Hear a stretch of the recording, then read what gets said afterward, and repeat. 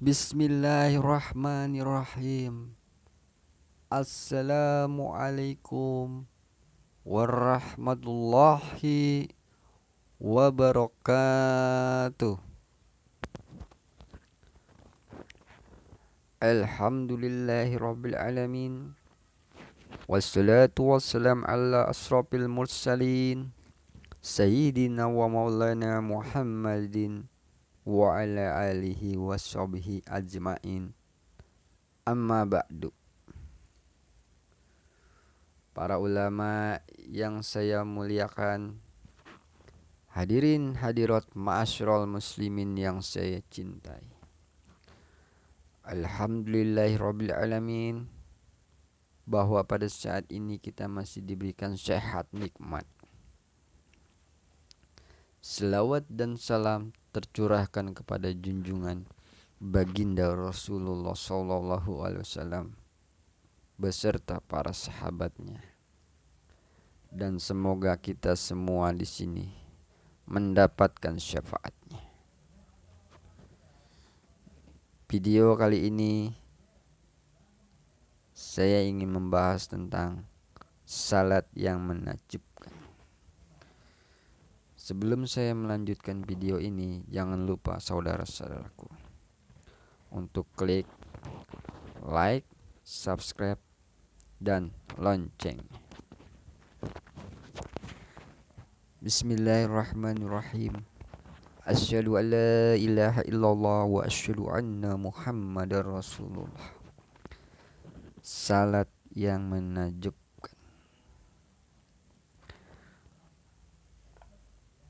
Kadar makrifat pelaku salat jelas berbeda-beda.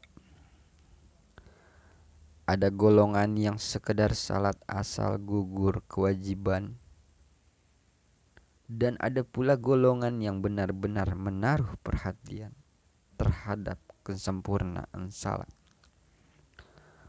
mulai dari syariat, rukun hingga aspek kekhusyukannya.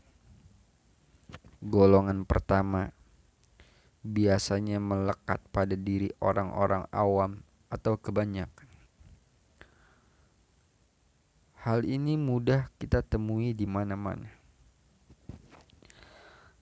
Tolak ukurnya adalah kemampuan menjaga perbuatan keji dan munkar. Masih sering kita amati seseorang yang salat namun lisannya masih suka menggunjing, gemar berbuat maksiat, menyakiti hati tetangga, rakus, pelit, suka adu domba, tidak jujur dalam kerjasama, korupsi, kolusi, dan perbuatan munkar lainnya. Yang mengherankan saudara-saudaraku, banyak di antara mereka yang salat 5 waktu sehari semalam, bahkan berpuasa di bulan Ramadan dan menunaikan haji berkali-kali. Sebab mereka mengerjakan ibadah tanpa didasari oleh ilmu. Bagaimana ilmu salat agar mencapai khusyuk nyaris tidak pernah terlintas. Mereka lebih sibuk mencari ilmu dunia agar kehidupan ekonomi dan kesejahteraan mereka tidak terlunta-lunta. Namun, senang menghabiskan umurnya untuk aktivitas yang tidak bermanfaat sehingga dosa yang menumpuk membuat hatinya berkarat. Sedang ilmu akhirat hanya sambil lalu yang tidak perlu serius dicari.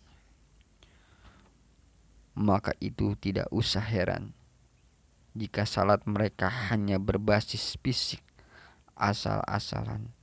Pokoknya salat. Camkan apa yang dikatakan Mu'adz bin Jabal ini. Pelajarilah ilmu karena mempelajarinya adalah kebaikan. Mencarinya adalah ibadah. Ingatlah bahwa ilmu adalah sarana menuju surga. Hasan Basri pernah berkata, tuntutlah ilmu, tapi tidak melupakan ibadah, dan kerjakan ibadah, tapi tidak boleh lupakan pada ilmu. Arti seperti yang disabdakan Nabi, ilmu itu imannya amal, sedangkan amal adalah makmum. Bahkan sebagaimana diriwayatkan oleh Tirmidzi, Nabi menegaskan, kelebihan orang yang berilmu atas orang yang ibadah seperti kelebihan atas orang yang terendah dari umatku. Jelas berbeda dengan golongan kedua, yaitu mereka yang perhatian terhadap salatnya. Mereka yakin bahwa salat adalah pintu gerbang kemuliaan, jalan kebahagiaan dunia dan akhirat. Sehingga dalam pelaksanaannya pun mereka bersungguh-sungguh agar mencapai kesempurnaan salat. Ibnu Sirin berkata, sekiranya aku diberi kesempatan untuk memilih antara surga dan 2 rakaat, maka aku akan memilih salat. Karena salat surga adalah untuk kesenanganku, tapi salat adalah untuk Allah. Ini adalah ilustrasi sederhana yang menggambarkan bagaimana salat menjadi ritual ibadah penting dalam kehidupan orang-orang bertakwa.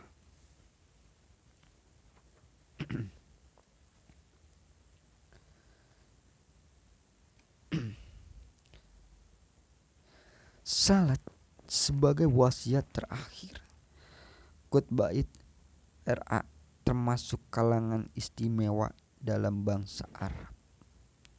Adalah sahabat Nabi yang pernah ditahan oleh Huzair saat akan dihukum mati. Ia ditanya tentang keinginannya yang terakhir, izinkan aku mendirikan salat 2 rakaat karena akan meninggalkan alam fana ini dan akan menemui Allah Subhanahu wa taala. Permintaannya dikabulkan. Ia pun melaksanakan salat dengan khusyuk, padahal jiwanya sebentar lagi terancam. Setelah selesai salat, katanya, seandainya aku tidak khawatir dikatakan aku takut terhadap maut yang akan aku hadapi ini, tentu aku akan menambah salat 2 rakaat lagi. Setelah salat, ditawarkan kepadanya ampunan, namun Qutbait bergeming, kemudian bersenandung di antara baitnya. Mereka menyodorkan kekafiran, atau jika tidak mati. Sungguh mataku bercucuran sampai kering. Aku tidak peduli saat terbunuh sebagai muslim di tempat manapun, tentu Allah juga akan kembali. Kemudian ia menatap langit lalu berdoa, ya Allah, adakah seorang yang akan menyampaikan salamku yang terakhir kepada Rasulullah? Maka pada saat itu juga salam tersebut telah sampai kepada Nabi Shallallahu Alaihi Wasallam melalui wahyu dari Allah. Nabi menjawab, Waalaikumsalam ya Qutbait. Kemudian Nabi bersabda kepada para sahabatnya, Qutbait telah mati di tangan Quraisy. Waktu itu 40 orang Quraisy telah menikamnya dengan lembing secara bertubi-tubi sehingga badannya hancur. Terancam jiwanya, tapi menjadikan salat sebagai wasiat terakhir yang harus dilakukan. Itulah bukti cinta para sahabat kepada salat. Mereka benar-benar menjadikan salat sebagai jalan hidup yang integral, mulai hayat masih dikandung badan hingga ajal menjemput.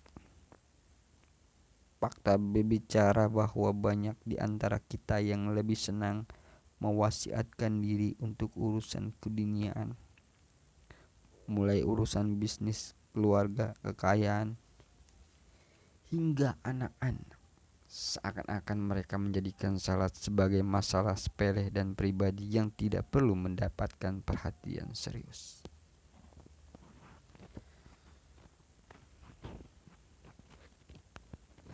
Mungkin video kali ini hanya ini saja yang dapat saya sampaikan.